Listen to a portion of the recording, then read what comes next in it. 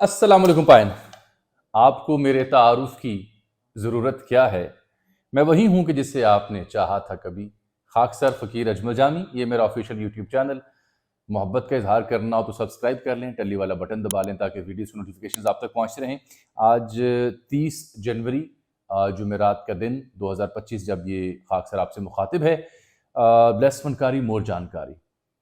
जनाब इमरान खान साहब ने जेल में आज कुछ लोगों से मुलाकातें की और कुछ लोगों की उनसे मुलाकातें नहीं होने दी गईं। अली अमीन गंडापुर के ज़िम्मे 3 अहम टास्क उन्होंने लगाए हैं और साथ अली अमीन के हवाले से भी एक बंदे की जिम्मेदारी लगाई है। मुज़ाकराती कमेटी तहलील कर दी इमरान खान साहब ने। सबसे अहम सवाल यह है कि इमरान खान साहब, जिनको बार बार दावत दी जा रही है मुज़ाकरात की, उन्होंने मुज़ाकराती कमेटी क्यों तहलील की है? एहतजाजी मूड में क्यों जा रहे हैं? फील्ड पोजीशन क्यों चेंज की है? ये सबसे अहम सवाल है। इसका जवाब और कुछ मालूमात। मलिक रियाज साहब दुबई, यहाँ वापसी, हुकूमत एक्शन में उनके खिलाफ, क्या दुबई सरकार उन्हें पाकिस्तान के हवाले करेगी? इमरान रियाज खान साहब मारूफ व्लॉगर हैं, जो कुछ पाकिस्तान में उनके साथ हुआ आपके सामने है। फिर अमेरिका असाइलम और कुछ और कहानियाँ आपके सामने आई। यूके पहुँच गए हैं, हुआ क्या उनके साथ, ये बयान करने की कोशिश करूँगा। और तोशा खाना के कुछ रिकॉर्ड और तहाइफ सामने आए हैं। काफ़ी लोगों ने बहती गंगा में हाथ साफ़ किए। गरीब गुरबा मिस्कीन लोग हैं जो हमारी अशराफी है, तहाइफ की ज़रूरत होती है, सस्ते दामों ले गए, लूट गए। लेकिन सबसे पहले ज़रा मैं बात करना चाहूँगा इमरान खान साहब से होने वाली मुलाकातों की, और जो अली अमीन गंडापुर को इन्होंने टास्क दिया। अभी कल परसों चौथ आपने देखा होगा, मैंने भी जिक्र किया खबर का कि बैरिस्टर गौहर और दीगर से पसे पर्दा रवाबित हुए हैं एस्टेब्लिशमेंट के, और ये मज़ीद भी होंगे।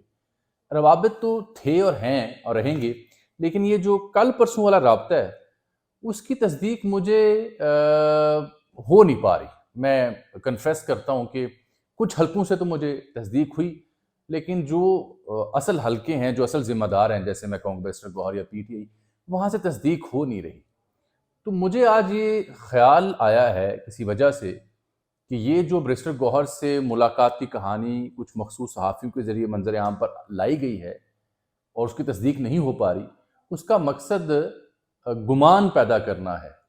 इमरान खान साहब चूँकि मुज़ाकरात ख़त्म कर चुके, मुज़ाकराती कमेटी तहलील कर चुके, फ्रंट फुट पे आ चुके, तो इस बीच में अगर ये खबर है कि जी वो पसे पर्दा डायलॉग हो रहा है अली अमीन से या बैरिस्टर गौहर से, तो ऑब्वियसली ये डिस्करेजिंग होगा, ऑब्वियसली सवाल उठेंगे, आईब्रोज उठेंगी। तो मुझे लगता है कि ये खबर थोड़ी फीड की गई है, तो मैं उसको, जो मेरी ख्याल है वो आपके सामने पेश कर रहा हूँ एज इट इज़। एक तो बात होगी ये। दूसरी, अली अमीन गंडापुर को आज हमारे दोस्त हैं जुदार अली खान, पीटीआई के बीट कवर करते हैं, बड़ा शानदार होनहार ये सहाफ़ी है हमारा दोस्त। इन्होंने बताया है कि 3 टास्क दिए अली अमीन गंडापुर को। एक तो खान साहब ने इनिशिएटिव ले लिया, वो जो हुकूमत लेने से अभी तक इनकारी है, कि अली अमीन को कहा है कि जो आम इंतखाबात हुए हैं केपी में बिलखसूस, और उसमें पेशावर के जो 9 सूबाई और कौमी असम्बली के हल्के हैं, उन्हें आप उसका ऑडिट करवाएं। ये टास्क दिया अली अमीन गंडापुर को। अली अमीन गंडापुर इस टास्क के बाद अब पेशावर हाईकोर्ट को खत भी लिख रहे हैं कि हम ये चाह रहे हैं कि 9 हल्कों के फॉर्म 45 और फॉर्म 47 का ऑडिट किया जाए। इन हल्कों में तैमूर सलीम झगड़ा का हल्का भी है और इन हल्कों में नूर आलम खान का हल्का भी है। तैमूर सलीम झगड़ा का सूबाई असम्बली का हल्का है और आपको पता है उनके साथ वहाँ क्या हुआ, और नूर आलम खान जैसे चमत्कार करके कौमी असम्बली के हल्के से जीते, वो भी आपके इल्म में है।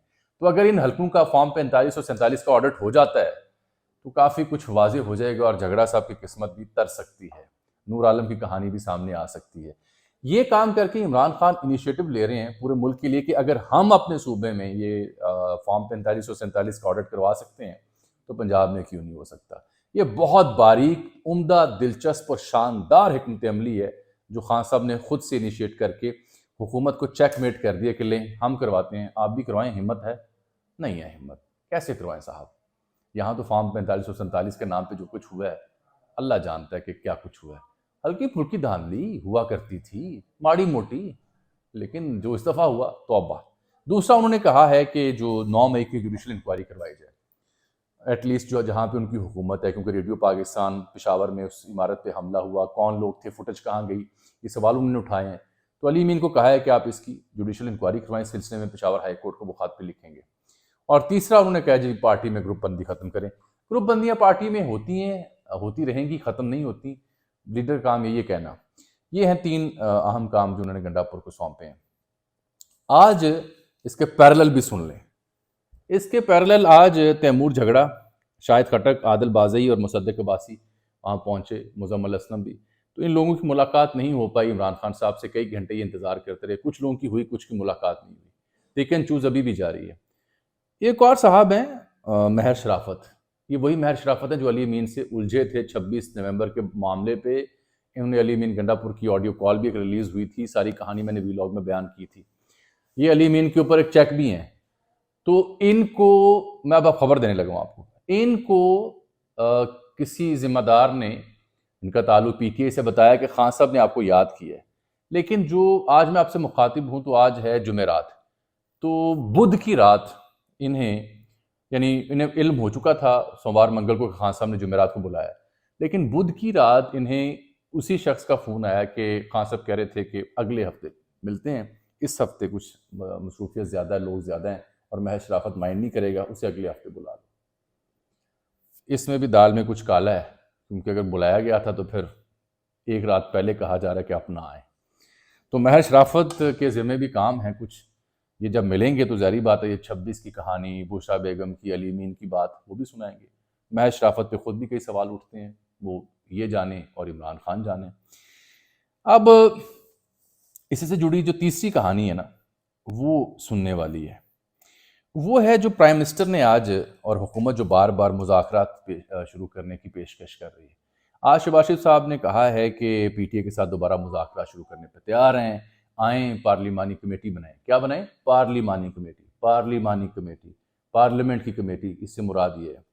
اور معاملات کو آگے بڑھائیں. یہ کہتے ہیں جی ہم تو 2018 کے الیکشن کے لیے جو کمیٹی بنی تھی وہ بھی اپنا کام کرے، جو خان صاحب کے دور میں بنی تھی، ایک آدھا اجلاس اس کا ہوا تھا. اور 2024 کے الیکشن کے لیے بھی کمیٹی بناتے ہیں، وہ حقائق قوم کے سامنے لے آئیں. یہ شہباز شریف صاحب نے کہا ہے. اور وہ کہتے ہیں جی کہ ہم باقاعدہ انہیں پیشکش کرتے ہیں اور تحریری طور پر انہوں نے مطالبات دیے تھے، تحریری طور پر ہم بھی جواب دیں گے. لیکن خان صاحب نے آج مذاکراتی کمیٹی جو پی ٹی آئی کی تھی وہ تحلیل کر دی. اب اس میں پہلی بات تو یہ جو حکومت پیشکش کر رہی ہے مذاکرات کی، دھیان سے سنیے گا بات. خان صاحب کہہ رہے ہیں کہ جوڈیشل کمیشن یا جوڈیشل انکوائری کروائی جائے. یہ کہہ رہے ہیں پارلیمانی کمیٹی بنائی جائے. بھائی صاحب پارلیمانی کمیٹی اگر آپ بنائیں گے تو اس میں نون لیگ کے رہنما ہوں گے، پیپلز پارٹی کے رہنما ہوں گے، پی ٹی آئی کے لوگ ہوں گے. تو جب سیاستدان آپس میں مل بیٹھ کے 2018 یا 24 کے الیکشن کی تحقیقات کریں گے تو کھے اور سوا کریں گے، اپنی سیٹیں بچائیں گے، اپنی حکومت بچائیں گے، یا یہ بتائیں گے کہ دھاندلی ہوئی تھی. کامن سینس کی بات ہے. تو چاہے دھاندلی کا معاملہ ہو یا 9 مئی اور 26 کا معاملہ ہو، ہونی جوڈیشل انکوائری چاہیے. اور وہ بھی سب سے اچھی بات پی ٹی آئی کی ٹھیک تھی کہ آپ سینئر موسٹ ججز لگا دیں 4-5، تاکہ عوام کو پتہ ہو سب سے سینئر موسٹ جج ہیں، انڈسپیوٹڈ جج ہیں. تو یہ جو مذاکرات کی پیشکش شہباز سرکار کر رہی ہے یہ ان کی مجبوری ہے. اور مجبوری اس لیے ہے کہ اس سے پہلے کہ عالمی دباؤ بڑھے، کچھ لوگوں کو لگتا ہے نہیں بڑھے گا، بڑھے گا. ابھی کچھ ہوا ہی نہیں. تو اس سے پہلے یہ حکومت ثابت کرنا چاہتی ہے کہ ہم تو آلریڈی مذاکرات میں ہیں پی ٹی آئی کے ساتھ، لہٰذا پریشان نہ ہوں. مذاکرات اس وقت اس حکومت کو سوٹ اس لیے کرتے ہیں کہ یہ انٹرنیشنلی یہ کہہ سکتے ہیں کہ ہم انگیجمنٹ میں ہیں ود دی اپوزیشن الائنس. اور پاکستان میں کوئی احتجاج نہیں ہو رہا، کوئی دھرنا نہیں ہو رہا. پاکستان کی حکومت کو احتجاج ہوگا اگر 8 فروری کو دھرنے ہوں گے، اگر جلسے ہوں گے، جلوس ہوں گے، تو وہ سوٹ نہیں کرتے. وہ یہ تاثر دیں گے کہ ملک میں انریسٹ ہے. سرکار کو سوٹ کرتا ہے کہ مذاکرات کی انگیجمنٹ جاری رہے کسی حد تک. تو اس لیے یہ بار بار آفر کی جا رہی ہے. لیکن یہ آفر باریک ہے. یہ جوڈیشل کمیشن بنانے کی بات نہیں شہباز صاحب کر رہے، یہ پارلیمانی کمیٹی بنانے کی بات کر رہے ہیں. پارلیمان کے اندر جو لوگ ہیں سیاستدان، وہ تحقیقات کریں. بھائی مسئلہ ہی ان کا ہے، وہ اپنی سیٹیں سنبھالیں گے، یہ تحقیقات کریں گے. اور جو خان صاحب کے حوالے سے میں نے شروع میں کہا کہ وہ کیوں اتنے بضد ہیں، نڈر ہیں، یا بلا خوف وہ مذاکرات سے باہر نکل رہے ہیں اور کمیٹی تحلیل کر رہے ہیں، وہ اس لیے کہ خان صاحب اس بات کو اچھی طرح سمجھتے ہیں کہ مذاکرات کے نام پہ جو فریم حکومت لگا رہی ہے وہ ان کی پارٹی کے لیے ڈیمیجنگ ہے. بالخصوص جو امریکہ یا دیگر جگہوں پہ بیٹھے ان کے ایکٹیوسٹ جو ان کے حق میں کیمپین کر رہے ہیں، اس کے لیے بھی ڈیمیجنگ ہے سم ہاؤ کہ جی ایک طرف ہم مذاکرات کر رہے ہیں، دوسری طرف ہم مطالبات کروا رہے ہیں عمران خان کو رہا کیا جائے. تو یہ ایک باریک سی کہانی ہے. خان صاحب کو فی الحال سوٹ کر رہا ہے مزاحمت اور سوٹ کر رہی ہے احتجاج کی سیاست، بیکاز ان کے پاس کھونے کو کچھ نہیں ہے. تو اس لیے یہ اپنی اس لیگیسی کو اور اسٹرینتھن کر کے اپنا باوا اوپر کرنا چاہ رہے ہیں تاکہ حکومت کسی نہ کسی حد تک دباؤ باہر والا ہو یا اندرونی ہو اس کی وجہ سے مجبور ہو ان کے مطالبات کو ماننے کے لیے. یہ بھی سیاست کی حکمت عملیوں میں شمار ہوتا ہے. اچھا جی، اب آپ آ جائیں عمران ریاض خان صاحب اور ملک ریاض صاحب کے اوپر. عمران ریاض خان صاحب کے حوالے سے میں نے ہمیشہ محتاط گفتگو کی ہے. میرے تو کولیگ رہے ہیں ایکسپریس نیوز میں. جو کچھ پاکستان میں ان کے ساتھ ہوا اس کے بعد جو چیپٹر خراب ہوا ہے نا وہ ہوا سلمان صوفی ہوں، عادل راجہ ہوں یا دیگر لوگ ہوں جب انہوں نے ٹویٹ کرنا شروع کیا کہ ہیلو عمران آپ کہاں ہیں، رچرڈ گینل اور امریکہ کی مدد سے آپ کو امریکہ کا ویزا اپلائی کروا کے دیا تھا، اسائلم کی درخواست کی تھی، آپ فون نہیں اٹھا رہے، غائب ہو گئے ہیں. اگر یہ مخلص تھے عمران ریاض کے سب لوگ تو کیا پبلکلی ٹویٹر کے ذریعے چیزیں آشکار کرنی تھی، تانے دینے تھے؟ اب یہی لوگ سکور سیٹل کر رہے ہیں. عمران ریاض خان صاحب بالآخر برطانیہ پہنچ گئے ہیں. اس خبر کی تصدیق کئی ذرائع سے بھی ہوئی ہے اور سب سے بڑا جو تصدیق کا منبع ہے وہ صابر شاکر صاحب کا ٹویٹ ہے کہ safe landed, welcome to the safe land Imran Riaz Khan. اس کے اوپر عثمان ریاض خان جو عمران ریاض خان کے بھائی ہیں، یہ باڈی بلڈر ٹائپ ہیں، جم شم کرتے ہیں، انہوں نے لکھا ہے الحمدللہ، تو تصدیق ہو گئی.